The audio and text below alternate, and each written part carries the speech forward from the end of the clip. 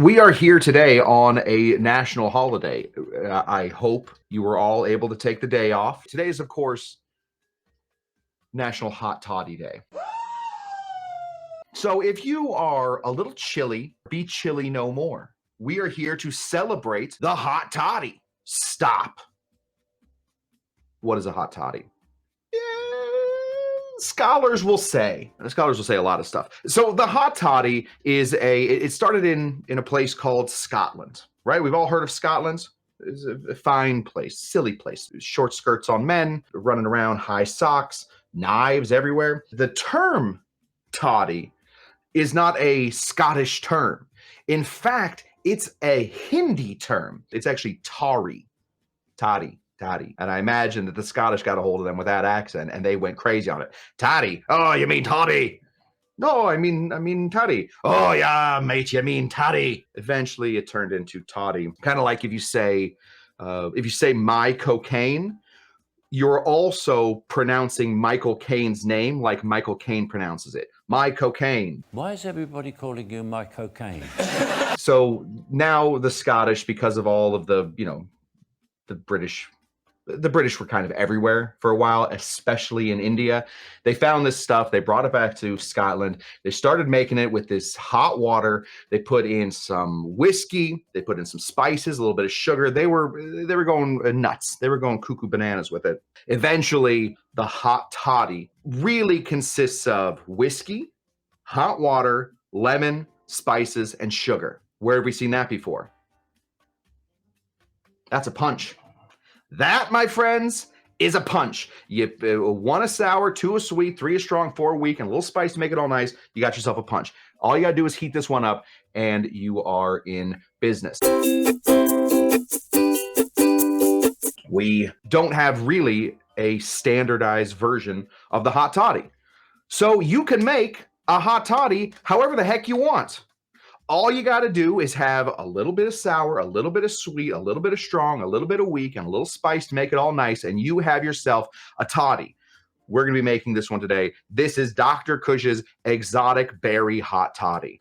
Very, very long name for kind of a simple cocktail. You can use any kind of berries you want in here. I don't care. Whatever you want in this. It does not bother me, but go ahead and put about, I'm calling for 3 ounces of some berries.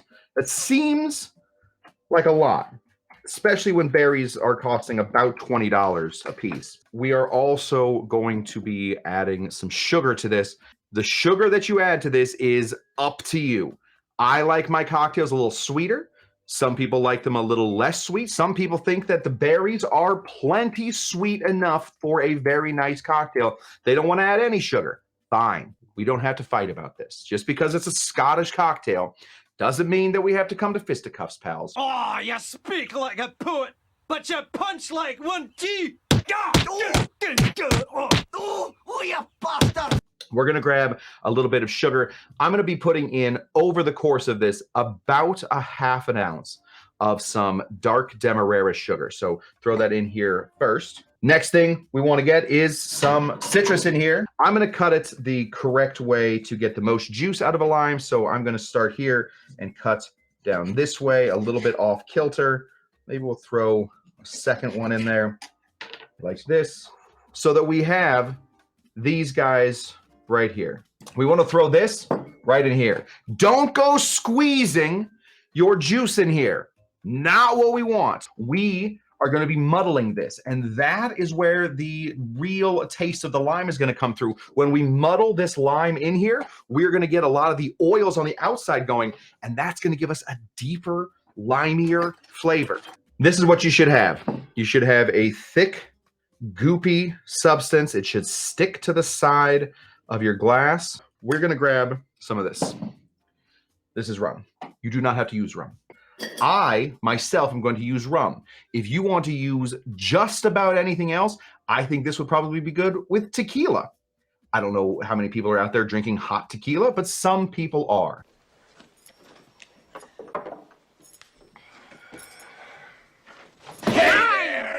We're going to go ahead and put in 2 ounces of some aged rum. What we have in here so far is a pretty good base, right? We have sour, we have sweet, we have strong, and a little zhuzh. We have a little berry. I don't know that technically that'll go back under the sour. We need to start to spice this guy up. We want to find some fun spices. One of these is this guy. This is some homemade vanilla extract. Very easy to make if you have 5 months to spare. If you don't need it tonight and you need it 5 months from now, vanilla extract is incredibly easy to make. Find some Everclear. That's step one. It's kind of tough. Throw in some vanilla beans and let it sit for 5 months. You got your vanilla extract. Super simple, easy. We did this a long time ago. So go ahead and squeeze in about a dash of some vanilla extract. You don't need a ton. Like I do anytime something calls for spice, I ask myself in my brain, can I use falernum?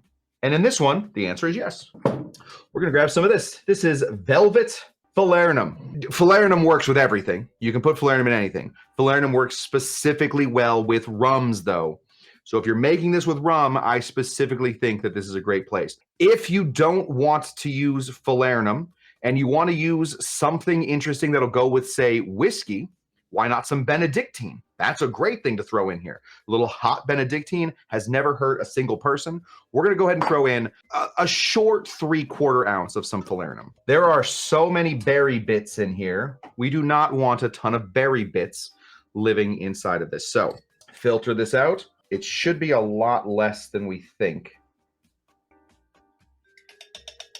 Whatever tea you think will go in this, there are no wrong answers, I don't think. I think tea is pretty universal. But go ahead and grab some tea and pour in about 3 ounces. Next thing we need is our garnish. We have a little bit of lime. We have a little bit of blackberry. We're going to flag this.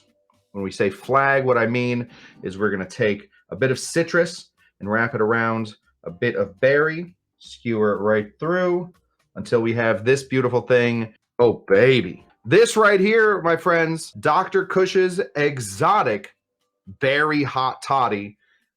Just showing you kind of how anything can be a toddy. Find the flavors that you like and throw them in. Once you find a great toddy, you can start to adjust the toddiness of it. But toddies are very simple the way that punches are very simple. There is no one way to do them. So they're a great testing ground for finding what you like about a cocktail. The only difference is this is a little hot. Cheers to all of you and to your health. Oh my gosh. Whew. There's something special about that. Very, very delicious. You know why it's so delicious? Because I put what I wanted into it. Find a way to make the toddy your own, and you will find a way to make the world your own. Don't forget to subscribe. Don't forget to like and share all of this stuff at Dr. Kush's Exotic Drinks. For more drinks like the hot toddy, Dr. Kush's Exotic Drinks is really the greatest place for you. I realize that I have to do that in my videos, and I don't want to push that on you guys. You guys are already doing all that stuff, so it feels sort of like I'm yelling at you, but I am not. You guys are doing everything fine. It's for other people.